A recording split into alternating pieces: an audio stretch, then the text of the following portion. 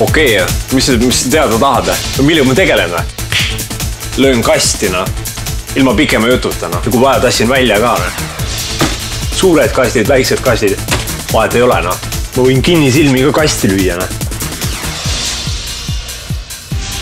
Mõnikord ma ei mäletagi, mis kasti sai löödud. Siit näeb kohe ära, mis sai kasti löödud. Põhimõtteliselt on siin nagu kõige parem valik, et tulen autoga kohale siia, laon kastid peale ja...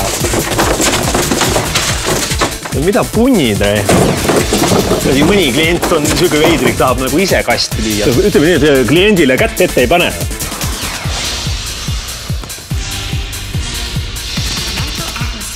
Ja meie lihtsalt peame välja.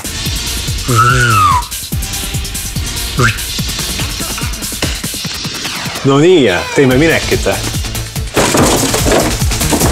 Pakendikeskus.